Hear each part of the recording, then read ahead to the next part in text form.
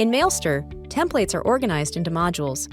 Although each template comes with several pre-made modules, you can easily create your own custom ones.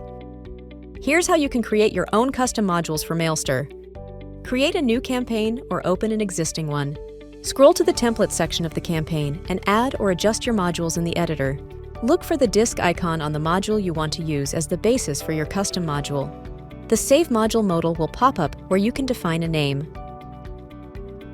Give your custom module a name and click on Save.